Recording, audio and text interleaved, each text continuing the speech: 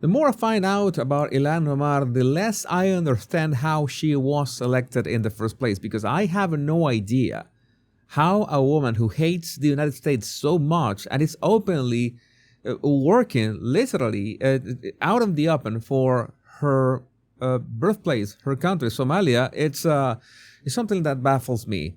Uh, she said this, by the way: our country should be more fearful of white men because they cause the most deaths. And well, she was she was really adamant when she said this. I would say our country should be more fearful of white men across our country, because they are actually causing most of the deaths within this country. And so if fear was the driving force of policies to keep America safe, Americans safe inside of this country, we should be profiling, monitoring, and creating policies to fight the radicalization of white men. So notice that she said that we should be profiling and monitoring white men because they are the main source of violence in the United States. It's her words, not mine. This is hypocritical in a couple of ways. And the first way is that, well, her husband looks quite white to me. Yeah, the guy is white. White as in white. So maybe she's afraid at home that he is dangerous. And the other thing is, when she is asked about the Abrodians in the United States, are the Abrodians in the United States actually, dangerous or something? Is this overblown? I think when you demonize and dehumanize, it is easy for people to commit acts of violence against those individuals, because they no longer see them as a person, as someone who has feelings, who's worthy of respect. And I think that is where we are moving away from the idea that we are supposed to be a welcoming nation. Yeah, the United States has to be a welcoming nation, according to her, and we should not be dehumanizing Abrodians from all latitudes or all countries, especially hers, I understand. But didn't she just dehumanize and demonize white men? She did that in the previous clip, as in saying literally that the problem, the most dangerous ones, are white men who should be profiled, as in kept in some kind of registry because they're dangerous, and monitored, as in go full China on them or something like that. But when it comes to Abrodians, oh yeah, it's not fair to demonize people coming from abroad. And I guess that she is talking about the illegals as well. That is so. That's something that we have seen so many times. There's another clip. That I want to show you from that same interview. This is this one, when she is talking about her influence and how she's using. This is a good question from the journalist in this case. How she's using her power not to benefit the United States, not to benefit Minnesota, but her homeland, which is Somalia. So how does that work? I mean, I have a genuine question about that. How does that work? Your state, the Somali American community in Minnesota, where I think over the past few years, more than 20 young Somali Americans have left to go and fight for ISIL or Al-Shabaab or one of these quote-unquote jihadist groups abroad. That's a real threat, obviously. No one's pretending it's not a threat. So what do you do about it? But I mean, I think, like I said, the focus of our policies should be about keeping Americans safe. Notice that she was asked about Somali Americans going to fight for this ultra extremist groups, and she's not answering the question. She's not answering the question. She avoided the question, of course, because she would get into real trouble if she really answers the way that she acts. If she says that, talks about her actions, keeping us domestically safe, and where we actually find a solution is looking at our foreign policy, looking at how we are engaging with the members of these communities, and the kind of rhetoric, right, like that is being spewed out of leaders within our city halls. Notice that she is stuttering a lot. She is much more insecure about this topic because she has no way of justifying those Somali Americans going to fight for these extremist groups. But she has to blame, the rhetoric and the hate speech of the people within America's city hall. So she's essentially blaming America for these people becoming extremists, not the extremist groups, no. Within our state capitals and within our nation's capital. This gets worse because there are clips on the internet in which she openly speaks Somalian. I'm gonna put these clips, play these clips on 2x because I really cannot stand that word, and you're not gonna understand anything either.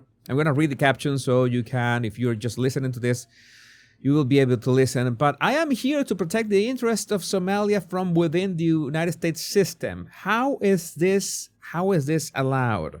And she was saying, and help Somalia, they wanted to know that what the U.S. government could do for Somalia to ensure the MOU never turns into a full bilateral agreement. And my answer to Somalians was that the U.S. government will only do what Somalians in the U.S. tell them to do. So she, again, how was she elected? How are her constituents okay with this? They will do what we want and nothing else. They must follow our orders, and that is how we will safeguard the interests of Somalia. I mean, who in the United States could remotely care about Somalia besides her?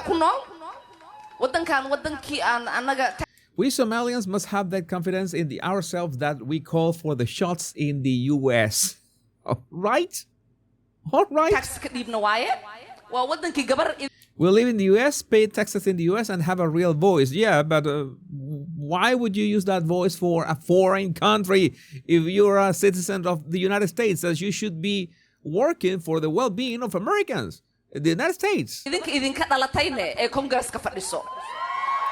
United States is a country where one of your daughters, herself, is in Congress to represent Somalia's interest. All right?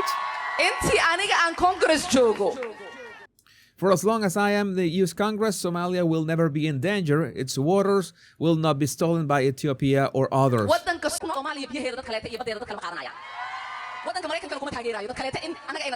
Sleep in comfort knowing I am here to protect the interests of Somalia from inside the U.S. system.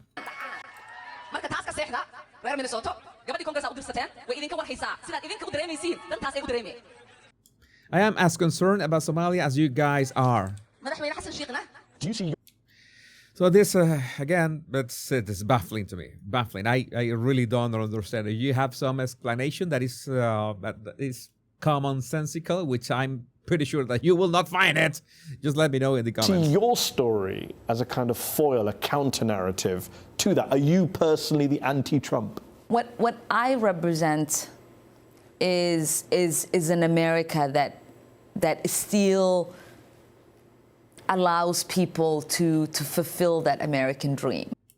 Notice that she uses, and she has that smug face, she uses the American dream rhetoric, and she claims that she represents America in some way. You realize the full-on hypocrisy of Ilhan Omar in these statements, right? On one hand, she claims openly that she is for the interests of Somalia, and on interviews, she says that she's all for the American dream and represent what America can do for people like her. That you can come here at the age of 12 only knowing 2 phrases in English, have the opportunity to put yourself through school and ultimately defeat a 44-year incumbent to win a seat at the table, not only representing people that look like you, but a district that has a 70% white population. Yeah, she has to do things. She has to claim this as something about race. It is not about her competence. It's not about her policies. It's not about her ideas. No, it has to be oh, I was a brown-skinned woman who came here and beat 70% of white population. Just what does it have to do with your ability to be a congresswoman? I don't get it. This dream isn't closed off to people, that the idea that a person of color or women could only win and run in districts that looked like them was something that we needed to move away from. Again, this is all racial baiting, as she said in the beginning, that white men are the problem, are dangerous, must be profiled, must be monitored. And now this is the American dream, that a woman of color can come from another country and become a congresswoman. Yeah, but it would be nice if you focus on Americans and in Minnesota. And to make things even worse, because yeah, things can get worse from here, there's a clip in which the Prime Minister of Somalia, Ilhan Omar, is in Congress to serve the interests of Somalia and the Somali people. This was at a Ilhan Omar rally, no less. Again, I'm gonna play this. I'm gonna play this and double speed. And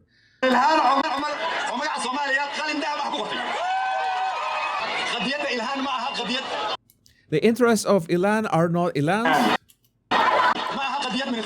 Is not the interest of Minnesota, of course, and she is very proud. She's right next to him, very proud of what he's saying. All right, you can see her. Nor it is the interest of the American people. No, not at all. The interest of Ilhan is that of the Somalian people and Somalia. Okay, you read that. The success of Ilhan is the success of Somalia.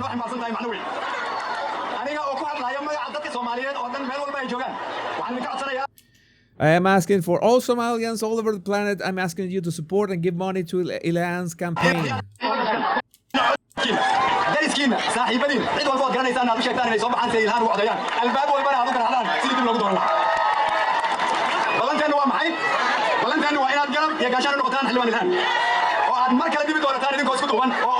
Yeah, this is my question. How does she have a seat? How does this happen? I mean, I know that America is the land of opportunities, but this is outrageous. Do you think President Trump doesn't want people like you in the country? Because he says it's not personal, it's national security. Yeah. I mean, I think, you know, if we were really being honest about what could be masqueraded as a national security issue, we know that no one from any of these countries has ever posed a threat within this country. Yeah, she is actually saying that nobody from any Muslim country has ever posed a threat to the United States. She just said that. That's my case. We know that for him and his supporters, this is just a political football, and they're using our communities and people who look like me as leverage.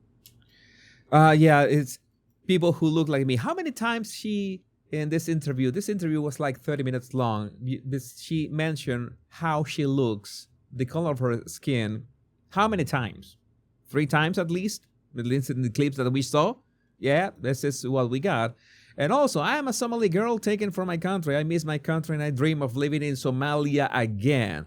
Why do we allow this anti-American witch to be a sitting member of Congress? It's everybody's question. No, in jidadkeennii aan wada dhisanno. Again, this is in Somalian. I'm gonna mute this. I'm gonna just read this aloud. I'm an American migrant in the U.S. Congress. I'm a Somali girl, a girl with your lineage, a girl with your language, a girl with your religion. I was a young child taken from her country that misses her country and wishes to live there and share with his people. I'm hopeful in the future that me and my children will be able to raise our kids in this land where I was born and raised. To make that possible, there's a lot that we need to work on together to make our land a more stable and prosperous place. And by our land, she's talking about Somalia. You be the judge. Does that this make sense to you? You can think you think that somebody can come to the United States, get elected to Congress to be a representative, and be openly race baiting everybody to, I don't know, for political clout too, and being openly saying that she's for her home country, for Somalia, and not for the United States? How does that work? You tell me in the comments. Remember to download my free 100 body language tips in the description of this video. My name is Jesus Enrique Rosas. I'm the Power Pundit. Much love and bliss.